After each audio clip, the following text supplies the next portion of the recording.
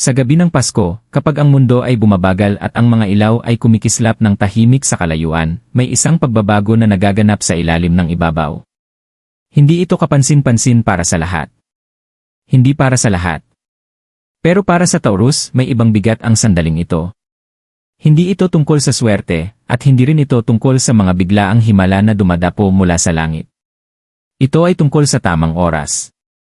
Tungkol sa isang pintong matagal nang nakasarado, ngayon, unti-unti nang kumakalawang. Kung ang mensaheng ito ay nakarating sa iyo, hindi ito basta-basta. Ang enerhiya ng Pasko ay hindi dumadating ng malakas. Dahan-dahan itong binubuksan ang mga daan, at tanging ang mga handa lang ang nakakaramdam nito. Ang Pasko ay laging higit pa sa isang pagdiriwang. Sa ilalim ng mga ilaw, musika, at mga pamilyar na tradisyon, may isang tahimik na enerhiya na kumikilos ng iba sa panahong ito. Ito ay ang enerhiya ng pagmumuni-muni, pasasalamat, at pagpapalaya. Para sa Taurus, ang enerhiyang ito ay hindi lang dumadaan, ito ay nananatili. Ikaw ay isang tanda na kilala sa pasensya, pagtitiis, at mabagal na pagtatayo, kahit na minsan, ang progreso ay hindi nakikita. At dahil dito, ang iyong paglalakbay patungo sa kasaganaan ay bihirang maging malakas o madali. Ang sandaling ito ay hindi tungkol sa overnight na yaman o mga hindi makatotohanang pangako. Ito ay tungkol sa pagkakahanay.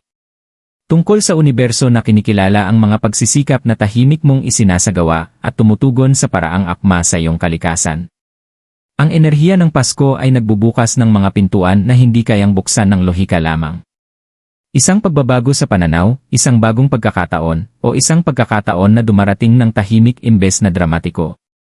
Ang darating ay hindi nagmamadali. Ito ay dumating sa iyo sa paraang steady at handa ka. May isang uri ng katahimikan na dumating tuwing Pasko, isang katahimikan na hindi karaniwan sa mga pang-araw-araw na araw. Ang mga kalye ay kumikislap ng mas malumanay, ang mga pag-uusap ay bumabagal, at kahit ang hangin ay may ibang pakiramdam, parang ang mundo mismo ay humihinto upang huminga. Sa tahimik na pagpaus na iyon, ang enerhiya ay nag-ipon. Hindi ito ang uri ng enerhiya na makikita mo, kundi ang nararamdaman mo kapag ang mga alaala ay sumulpot ng bigla at ang mga pag-asa na matagal mo nang inilibing ay dahan-dahang bumabalik. Ito ang dahilan kung bakit ang Pasko ay laging isang pintuan sa oras. Dala nito ang kolektibong emosyon ng milyon-milyong tao, pasasalamat, pagpapatawad, pananabik, at pananampalataya. Kapag ang maraming puso ay nagtuon ng pansin sa pagbibigay at pagmumuni-muni ng sabay, isang makapangyarihang bagay ang nabubuo sa ilalim ng ibabaw. Ang universo ay nakikinig ng iba sa mga sandaling ito. Tumutugon ito hindi sa ingay, kundi sa tapat na hangarin. Isipin mo ang isang bahay na maliwanag at mainit mula sa loob. Sa labas, ang lahat ay tahimik. Sa loob, may isang taong tahimik na nag-isip tungkol sa taon na lumipas, ang mga pagsusumikap, ang pasensyang nasubok, ang mga pangarap na naantalang matupad. Ang pagmumuni-muning iyon ay hindi kahinaan. Ito ay paghahanda. Ang enerhiya ng Pasko ay hindi nagpaparangal sa pagmamadali, ito ay tumutugon sa katapatan. Kapag ang layunin ay malinaw at ang puso ay bukas, nagsisimula ang mga hindi nakikitang pagbabago. Para sa Taurus, ang enerhiyang ito ay gumagalaw ng mabagal ngunit malalim. Hindi ito dumarating bilang isang biglaang kaganapan. Ito ay gumagana tulad ng isang agos sa ilalim ng tahimik na tubig, nagbabago ng direksyon bago pa man mag-react ang ibabaw. Ang mga pagkakataon ay nagsisimulang mabuo ng tahimik. Ang mga tao ay nire-reconsider ang kanilang mga desisyon. Ang mga pangyayari ay nire-reshape ng hindi ipinaliwanag. Ito ang dahilan kung bakit ang ilang mga pintuan ay nagbubukas pagkatapos ng Pasko, hindi sa mismong pagdiriwang. Ang enerhiya ay nagtatanim muna ng isang bagay. Naghahanda ito ng espasyo. Nililinaw ang mga bagay na hindi naakma. At kapag ang tamang sandali ay dumating, pinapayagan nito ang paggalaw pasulong, tahimik, steady, at tiyak na nakaalin. Ang enerhiya ng Pasko ay hindi nagpupush ng pagbabago. Inaanyayahan nito ito. At tanging ang mga naghintay ng matagal na sapat ang makadarama kung kailan dumating ang paanyaya. Paglalakbay ng Taurus at ang matagal na paghihintay. Hindi kailanman nagmamadali ang Taurus. Habang ang iba ay mabilis kumilos, humahabol sa mga shortcut at mabilis na resulta, ikaw ay laging nagtitiwala sa mabagal na paglago. Maingat mong binubuo ang iyong landas. Tahimik mong tinitiis.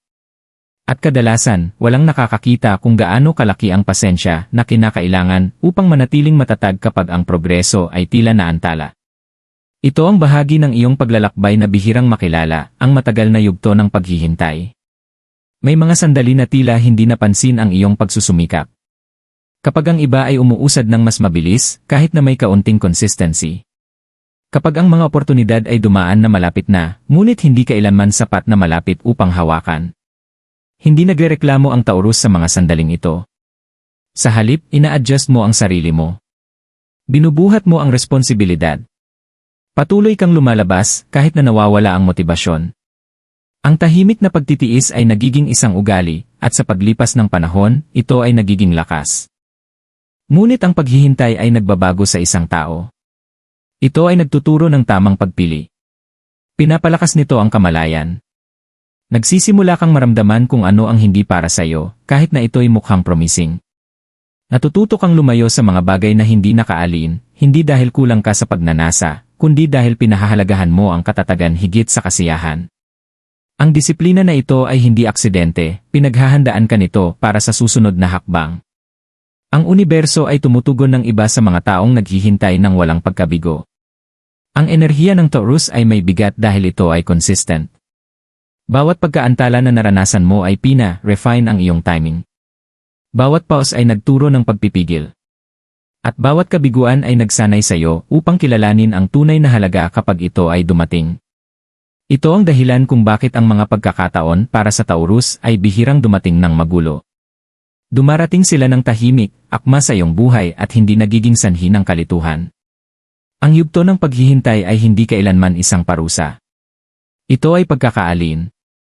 Pinabagal ka nito ng sapat upang matiyak na kapag dumating ang tamang sandali, hindi mo ito pagmumulan ng pagdududa o maling hakbang. Ngayon, habang ang enerhiya ay nagbabago, ang mga bagay na dating tila stagnation ay nagsisimula ng ipakita ang kanilang layunin. Ang pundasyon na itinayo mo sa katahimikan ay handa na. At ang pasensya na inisip mong hindi napansin ay nakita na ng universo, ng tamang oras, at ng pintong unti-unting nagbubukas. Ang metapora ng pinto ang pag-ikot ng panaho. Hindi lahat ng pintuan ay nagpapakilala kapag ito ay malapit ng magbukas. May mga pintuan na hindi umuugong, hindi kumikislap, at hindi humihingi ng pansin. Tahimik silang naghihintay hanggang ang taong nakatayo sa harapan nila ay handang makita ito. Ganito ang pintuan na kinakaharap ng Taurus. Hindi ito lumalabas sa mga sandali ng kaguluhan o desperasyon. Dumarating ito kapag ang ingay ay humina at ang kalinawan ay sumik. Sa matagal na panahon, nanatiling nakasara ang pintuang ito. Hindi dahil hindi ka karapat-dapat, kundi dahil ang tamang oras ay hindi pa dumating. Sa likod nito ay mga pagkakataong nangangailangan ng pasensya, pagiging mahinahon, at emosyonal na katatagan, mga katangiang hindi maaaring madaliin. Bawat pagkaantala ay parang isang bagong kandado na dahan-dahang nagiging maluwag. Bawat aral ay nag-aalis ng isang hadlang na hindi mo pa alam ay naroroon. Ang pintuang ito ay hindi lang tungkol sa yaman. Ito ay kumakatawan sa akses. Akses sa katatagan, sa daloy, sa mga pagpipilian na hindi mo pa naranasan. At hindi tulad ng malalaking pagbabago, hindi ka nito pilit na tinutulak pasulong. Naghihintay ito para ikaw ay lumapit ng kusa. Maaaring mapansin mo ito sa pamamagitan ng isang maliit na bagay, isang pag-uusap na naiwan sa iyong isipan, isang ideya na hindi mo matanggal sa iyong mga pangarap, o isang sandali ng pag-unawa na dumating ng walang paliwanag. Hindi ito mga pagkakataong nagkataon lamang. Ito ay mga senyales na ang pintuang ito ay hindi na nakasara. Karamihan sa mga tao ay hindi napapansin ang mga sandaling ito dahil inaasahan nilang ang pagbabago ay darating ng malakas. Naghihintay sila ng katiyakan, mga garantiya, o mga senyales na masyadong halata na hindi nila maaaring baliwalain. Ang enerhiya ng Taurus ay iba. Ang iyong punto ng pagbabago ay dumarating ng malumanay, halos magalang. Hindi ka pinipilit ng universo na dumaan sa pintuang ito, iniaalok ito sa iyo. Ang nagpapalakas sa sandaling ito ay ang pagpipili. Ang pagbukas ng pintuan ay hindi nangangahulugang magbabago ang lahat ng agad-agad. Ibig sabihin nito, pinagkakatiwalaan ka ng isang bagong antas ng responsibilidad at kamalayan. Ang pagpasok ay nangangailangan ng kalmado at kumpiyansa, hindi takot o pagmamadali. At iyon ang dahilan kung bakit dumating ang sandaling ito pagkatapos ng mga pagsubok sa pasensya, upang hindi mo madaliin ang isang bagay na nararapat pang pag-ingatan. Habang ang enerhiya ng Pasko ay nananatili, ang espasyo sa paligid ng pintuang ito ay lumilinaw. Ang mga distraksyon ay nawawala. Ang mga lumang pagdududa ay nawawala ng bisa. At ang natitira ay isang tahimik na kaalaman na may isang bagay na handang magpatuloy. Hindi mo na kailangang magmadali. Hindi mo kailangang patunayan ang anumang bagay. Ang pintuan ay nagbubukas dahil ikaw ay handa nang pumasok dito ng matatag, walang pag-aalinlangan, at walang paglingon pabalik. Pagbabago ng enerhiya ng yaman, paano nagsisimula ang daloy? Ang yaman ay hindi laging nagpapakilala ng biglaang swerte o dramatikong pagbabago. Karamihan sa mga pagkakataon, nagsisimula ito bilang isang banayad na pagbabago, isang pagbabago na madaling malampasan kung inaasahan mong may magarbong mangyayari. Para sa Taurus, ang pagbabago na ito ay madalas magsimula ng tahimik, halos magaan, parang sumusubok kung ikaw ay nakikinig. Ang enerhiya ay hindi agad pumasok. Ina-adjust muna ang daloy. Maaring mapansin mong ang mga sitwasyon na minsang parang na-stuck ay nagsimulang kumilos. Ang isang problemang emosyonal na nagsifon sa iyong lakas ay nagsisimulang maging mas madali. Ang mga alalahanin tungkol sa pera na patuloy na nagdulot ng kaba ay hindi na kasing bigat tulad ng dati. Hindi ito isang aksidente. Ito ay simula ng pagkakahanay. Kapag ang enerhiya ng yaman ay tumungo sa Taurus, pinipili nitong magkaroon ng katatagan kaysa sa kaguluhan. Pinipili nitong ang steady na progreso kaysa sa biglaang panganib. Isipin mo ito tulad ng tubig na nakakakita ng bagong landas. Hindi ito puwersahang dumadaan sa bato. Dahan-dahan itong dumadaloy hanggang sa ang pagtutol ay magbigay daan. Sa parehong paraan, ang universo ay nagsisimulang itutok ang mga yaman, pagkakataon, at mga desisyon patungo sa iyo nang hindi nagkakaroon ng disruption. May isang tao na nire-reconsider ang isang alok. Ang isang naantalang bayad ay natagpuan ang daan pabalik. Isang ideya na dating itinakwil ay bumabalik na may mas tamang timing. Ang pagbabago na ito ay hindi nangangailangan na maging ibang tao ka. Hindi ka hinihiling na mag-risk, maghabol, o patunayan ang iyong halaga. Ang enerhiya ng yaman ay kinikilala ang pundasyong itinayo mo na. Tinutok nito ang sarili sa consistency, responsibilidad, at pangmatagalang halaga, mga katangiang natural na taglay ng Taurus. Kaya naman ang yugtong ito ay nararamdaman na kalmado at hindi nakakabigla. Angkop ito sa iyong ritmo. Mayroon ding ginhawa sa pagbabago na ito. Hindi ang excitement na mabilis na nawawala, kundi ang mas malalim na pakiramdam ng kasiguruhan. Ang pakiramdam na ang mga bagay ay hindi na laban sa iyo. Na ang bigat na tahimik mong binuhat ay unti-unting nawawala. Ganito dumating ang tunay na kasaganaan, tahimik na itinatama ang hindi pagkakapantay-pantay, binabalik ang kumpiyansa, at binibigyan ka ng pagkakataong huminga muli. Habang patuloy na nananatili ang enerhiya ng Pasko, lalakas ang daloy na ito. Hindi ito humihingi ng agarang aksyon. Naghihingi ito ng kamalayan. Upang mapansin ang mga bagay na unti-unting gumagaan. Upang makita ang mga bagay na unti-unting bumubukas. At upang magtiwala na ang mga bagay na dumarating patungo sa iyo ay dumarating dahil nararapat sila roon. Ang yaman, kapag nakaalin, ay hindi nag-overwhelm sa Taurus. Pinapalakas nito ang katatagan. At ito ang paraan para malaman mong nagsimula na ang pagbabago. Ano ang dapat pansinin ng Taurus? Ang mga senyales. Kapag ang isang pinto ay nagsimulang magbukas, bihirang mangyari ito ng walang mga senyales. Ang universo ay hindi malakas na kumikilos sa iyong buhay, nag-iwan ito ng mga marka sa iyong daraanan. Para sa Taurus, ang mga senyales na ito ay banayad, praktikal, at madaling baliwalain kung hindi ka buwang pansin. Kaya naman, ang kamalayan ay mas mahalaga ngayon kaysa sa aksyon. Isa sa mga unang senyales ay ang pag-uulit.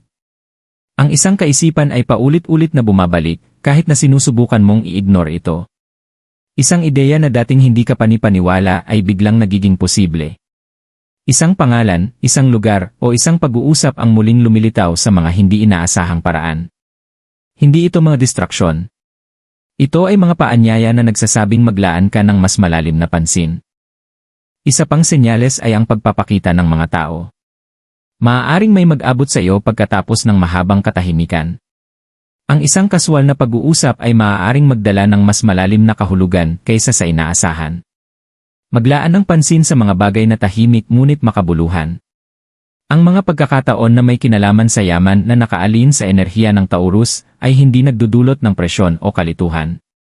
Ang mga ito ay nararamdaman na matatag, naka-ground, at tila pamilyar, parang bahagi na ng iyong buhay. Maaari mo ring mapansin ang isang pagbabago sa iyong sarili. Ang mga desisyon ay nagiging mas malinaw. Ang mga pagdududa ay nawawala ang bisa. Ang mga bagay na dating parang peligroso ay ngayon nagiging sukat at kaya mong hawakan. Ang panloob na kalinawan na ito ay kasing halaga ng mga panlabas na oportunidad. Kapag ang isipan ay tahimik, ang landas ay nagiging maliwanag. Mayroon ding mga senyales ng pagpapalaya. Ang isang bagay na nagbawas ng iyong enerhiya, mga alalahanin sa pera, emosyonal na pasanin, o patuloy na pag-aalala ay nagsisimulang gumaan. Hindi ibig sabihin nito ay naresolba na ang lahat, kundi ibig sabihin ay ang pagtutol ay unti-unting nawawala. Madalas na inaalis ng universo ang bigat bago ito magdagdag ng gantimpala. Ang susi ay hindi maghabol sa mga senyales na ito o magsanay ng sobra sa pagsusuri. Ang enerhiya ng Taurus ay pinakamahusay na tumutugon sa pasensya at presensya. Pansinin ang mga bagay na paulit-ulit.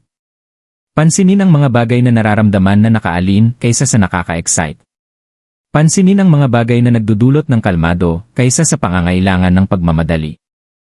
Ang mga senyales na ito ay hindi upang magmadali ka. Nais nilang gabayan ka. Ang bawat isa ay nagpapatibay na ang pintuang iyong naramdaman kanina ay hindi katang-isip. Ito ay totoo. At ito ay magbubukas sa isang bilis na akma sa iyong kahandaan, hindi sa iyong takot. Ano ang dapat gawin at iwasan? Habang nagsisimulang magbukas ang pintuang ito, ang pinakamahalagang bagay para sa Taurus ay huwag magmadali. Ang iyong lakas ay laging nakasalalay sa pagiging matatag at nananatili itong totoo ngayon. Ang darating ay hindi na angailangan ng puwersa o pagmamadali. Ang kailangan nito ay presensya. Ang unang bagay na dapat gawin ay manatiling naka-grounded. Ipagpatuloy ang iyong mga routine. Manatiling consistent. Ang katatagan ay nagpapanatili ng pagkakahanay ng enerhiya at pinipigilan ang hindi kinakailangang kaguluhan. Magtiwala sa mga bagay na nararamdamang kalmado. Kung ang isang oportunidad ay nagdudulot ng kalinawan imbes na presyon, nararapat itong pagtuunan ng pansin. Mag-move ng maingat, hindi emosyonal. Mas malakas para sa iyo ang maliliit, sinadyang hakbang kaysa sa mga biglaang pagtalon. Kapag ang isang bagay ay para sa Taurus, ito ay akma ng natural sa iyong buhay at hindi ito magdudulot ng kaguluhan. Ang dapat mong iwasan ay ang paggawa ng desisyon dahil sa takot. Huwag kumilos lamang dahil natatakot kang mawalan ng pagkakataon. Ang enerhiya ng yaman ay umiiwas kapag ito ay hinahabol ng agresibo. Tumutugon ito sa kumpiyansa, hindi sa pagkabahala. Iwasan ang paghahambing ng iyong timing sa iba. Ang kanilang landas ay hindi ang iyong gabay. Gayon din, labanan ang kagustuhang mag-analisa ng sobra sa bawat senyales. Mahalaga ang kamalayan, ngunit ang sobrang pagsusuri ay nagdudulot ng pagdududa. Hayaan ang pananaw na maggabay sa iyo, hindi mag-overwhelm. Hindi mo kailangang ipahayag ang iyong mga plano o humingi ng patuloy na pag-validate.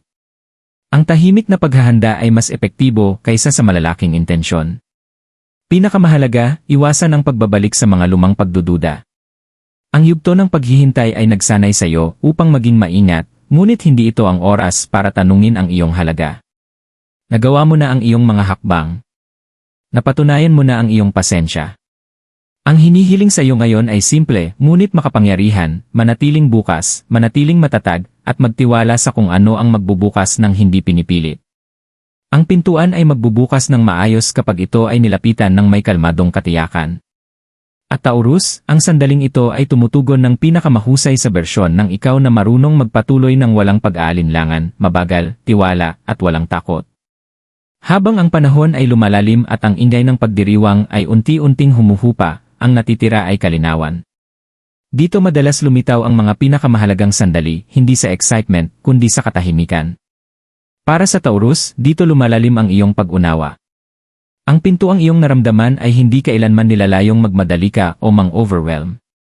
Nilalayong makita ka nito kapag ikaw ay tahimik at handang kilalanin ito ng walang takot. Ngayon, kapag tinitingnan mo ang nakaraan, mapapansin mo kung gaano ka na nagbago sa panahon ng paghihintay.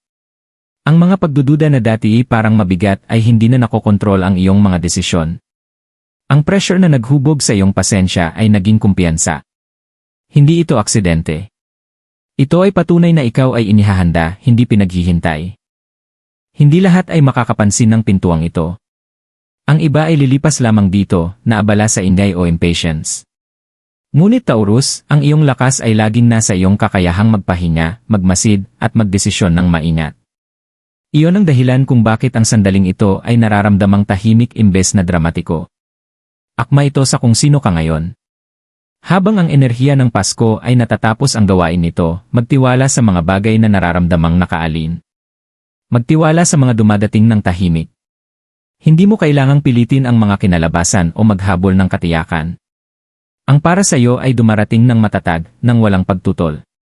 Ang yaman na nagbubukas sa iyong harapan ay hindi lamang pinansyal, ito ay kapayapaan, katatagan, at ang kalayaan na magpatuloy ng hindi palaging nag-aalala. Ito ang iyong paalala, hindi ka nauurong. Hindi ka nahuhuli. Nasa tamang lugar ka kung saan kailangan ka ng oras. Magpatuloy ng may kumpiyansa, ngunit walang pagmamadali. Hayaan mong magbukas ang pintuang ito ng buo ayon sa sariling ritmo nito. Kung ang mensaheng ito ay nakarating sa iyo at naramdaman mong pamilyar, ito ay dahil nilalayong makarating sa iyo.